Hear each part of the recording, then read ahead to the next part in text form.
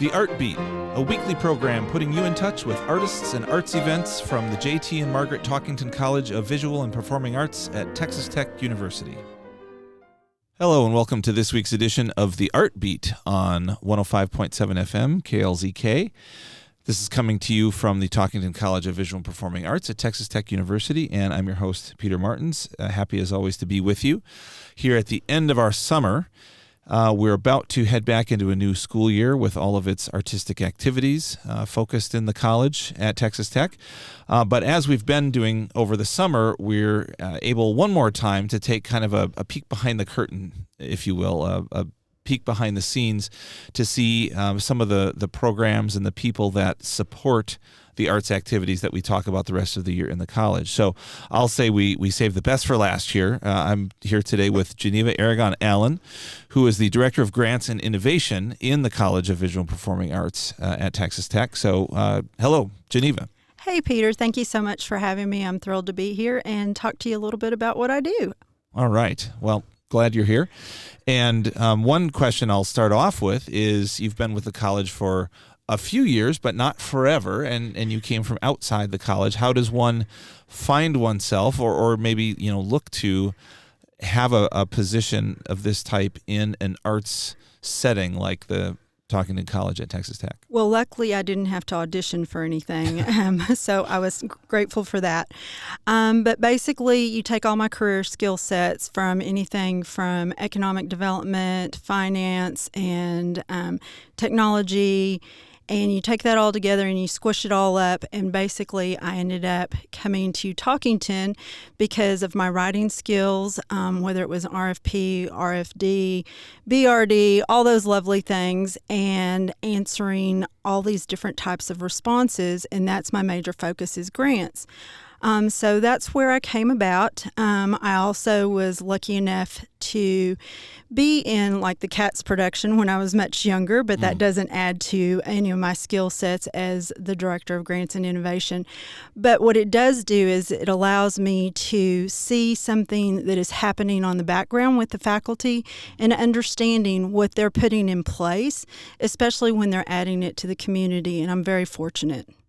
Well, thank you. And you remind me that of something I try to teach, especially undergrads when I have them in the classroom, that there's a certain percentage of you that are going to go on and kind of make your life, make your living doing the thing that you're studying primarily right now. But there are lots and lots of careers out there that are, one might say, arts adjacent, or they're serving the arts in a I'm not the person on stage sort of way, or I'm not the person hanging something up in a gallery. And so I think that background that you said you have yourself in the arts is really important for those people, right? Because you do understand it, you've been there, you've done it, you get it in some sense. Yeah, I think what it does is it adds to the complexity in that it makes everybody a little more comfortable. So when they're looking at this guideline for a sponsor, whether it be NEA or some other type of grant, that they're not in shock and they don't feel like they're left all alone. Rather, what they feel like is that I've got somebody here to guide me and also somebody to cheer me on, and someone who is really excited about my project and my research, because faculty they're doing so much. They're not just doing research, and when you drill down to it, they're having to put in proposals sometimes 2 or 3 times, and that takes a lot of work. And to have someone who's being their project manager and someone who's doing a little bit of research in the background and someone who's going, hey, did you see something as simple as this particular guideline requests that you have a certain font size and so forth? I mean, that really helps out at the very end of the day. That is very true. One thing that we are not trained much in as visual artists or performing artists or whatever is paperwork, right? It's not, no one majors in that, right? But yet to do what we do, a lot of that's required. Oh, that is definitely the case. And what happens is that you have to get very granular. You have these big ideas, you being all the faculty in the college, and they they want to like make it happen, but sometimes actually putting that on paper is not something that's easily done. And then when you're asked about budget, you always cut yourself short. And, you're saying, oh, that won't cost me that much. I have found that happening over and over again. Oh, interesting. And it's something that I'm trying to get everybody to go look at your value and see your value in your research, because there is so much there. And the other thing is, too, being able to be a storyteller. Everyone who is in this college, whether they're storytelling with their music or they're doing that with their theater and dance project or they're doing that with their art, they're telling a story. I had the fortune of basically going in and being a guest speaker in a class, and grad students were listening to me. And one of the biggest things I told them, I said, you need to make your abstract your Super Bowl commercial. It is so important to capture that reviewer's instant, it's important to capture them instantly. And so that is one of the things that I think that people just don't think about when they're going through the guidelines. Yeah, that's a Super Bowl commercial. I like that. Make it big, make it loud. Right. And you're right. I think in another respect here, artists are often we're so used to operating on a shoestring that results in some kind of underselling. But when you're asking, ask big. Exactly, and that's one of the things. If you ask big, what's the worst that could happen? And if you ask for a $500,000 grant budget and they only give you $250,000, then you can cut back at that point in time. But, and then the other thing is that I've started to work with people and I've told them, let's phase this out. Let's talk about where we're starting, and let's talk about this point is phase 1, phase 2, and phase 3. So it can put us through a cycle of different grants, and then we can search for different grants in various, areas. It can be a foundation grant, which is, something a little bit easier. It can be a state grant or a federal grant, so that's something we always try to look at as well. Okay, interesting. So in the past couple of years, can you think of some projects that have been particularly interesting or maybe that have met with success on the funding front? Most definitely. It excites me to talk about some of the faculty's research. One of the things that was really interesting was in theater and dance. We actually had theater and dance come up with ASL on the actual stage. And American Sign Language. Yes, yeah. Exactly. And so what happened at that point was it allowed a different audience to participate. And that was something that, for me personally, was very interesting, because I invited friends to actually come and see the theater production. And they were so excited because that was something that has never been offered to them, and they're grown adults. So imagine growing through your life without being able to have something like that. So that's one. The other is within the School of Art, basically having somebody who is not just looking at their art, but they're going into the grasslands and they're going into the environment and they're seeing how that pertains to the art that they have in front of their students and how they're bringing it into the community, taking it to the Arts Garden Center and being there and letting people participate, doing an actual event. At Tech Terrace, there was a wonderful event that everybody participated in from the School of Music. It was mostly focused on the music, but Right. It was fabulous. Yeah, you were talking about the Art Beat, not to be confused with this particular program. They do share a name, but yeah, kind of the street art fair that happened early in May, I believe, this past year. Yeah, and it had chalk drawing. It had individuals that were out there participating with music. It even had some dance. People were out there performing. It was very exciting, and that's the thing. At the end of the day, a lot of colleges may entertain the fact that they're participating in community involvement, but not to the depths that we are. It's so strong for us as far as like going out and teaching young children how to play piano, violin, teaching them how to utilize their voice when they're out speaking in theater. These are opportunities that not all students are given, and we allow them to have that because we have this grant funding or we have donors that are participating and supporting us. Right. And you allude to something happening at the Guadalupe Parkway Center with piano, and I'll put a pin in that because we will have the leader of that initiative on this program. Oh, that's In fantastic. a few weeks. Yes, Leobardo Guerrero. So look forward to talking to him in the future. Now, you've talked about donors and grants and such, and some of the things we were just speaking about are on the local side. I know you mentioned a little while ago the NEA, National Endowment for the Arts. Obviously, that whole side of the federal government has been in the news quite a bit recently.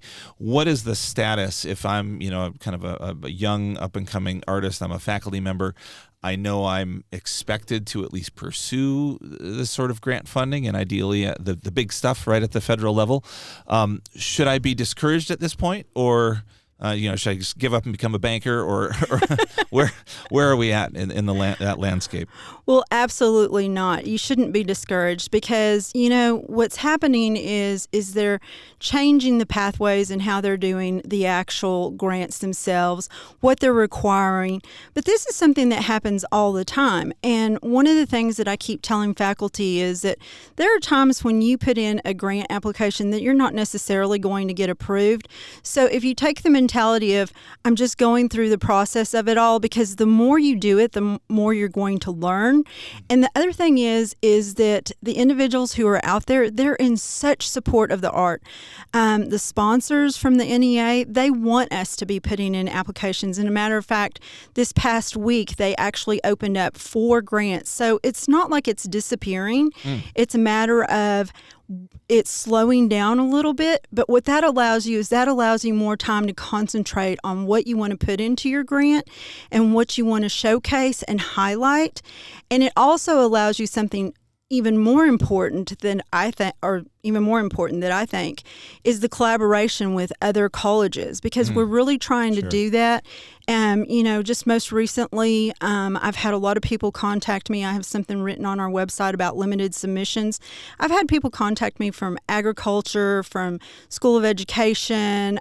Just this week, I had a professor contact me, and they were from the School of Arts and Sciences, and they're in English. And so I think it's just a matter of how do you tie in your story. It's about what are you telling the community and how can you support the outcomes. You mentioned having the different projects, and how can we showcase that the arts are something that are specifically positive for an individual as well as for a community as a whole.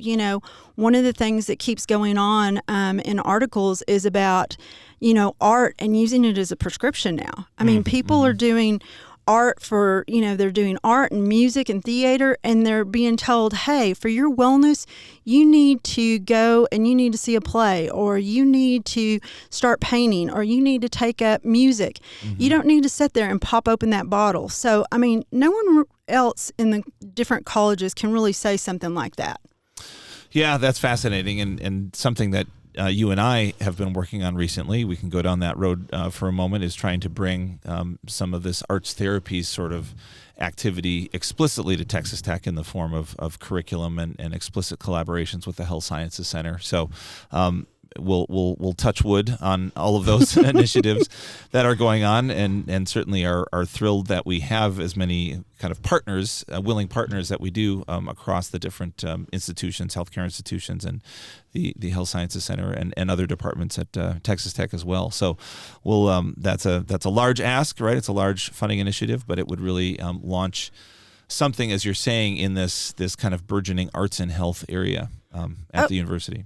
It would definitely do that. And the thing is that we're in a stage where we have an aging population, and they can't necessarily afford, a $250 prescription. So if we can find something that helps them walk more easily, that helps them utilize their brain, this is something that everybody has access to, and we're providing it to them.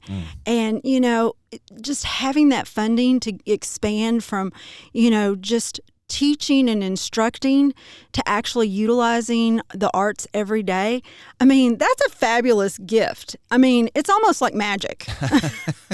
It does feel that way, and if you've seen any of these things with you kind of alluded to, like a Parkinson's gait, therapy, that sort of thing. It does look like magic. It's really something. Well, gosh, on that very inspiring note, we're going to have to leave it there. I've been having the pleasure of talking with Geneva Aragon-Allen today, who's the Director of Grants and Innovation at Texas Tech in the Talkington College of Visual and Performing Arts. So, Geneva, thank you so much for visiting with us, and I hope you have a very successful year on the grant front. Oh, thank you so much, Peter. I am excited to be working with all the faculty and just thrilled. So anybody who has any questions of me, please feel free to reach out to me. All right, great. Thank you, and bye-bye. Thanks. Have a good one. The Art Beat, a weekly program putting you in touch with artists and arts events from the J.T. and Margaret Talkington College of Visual and Performing Arts at Texas Tech University.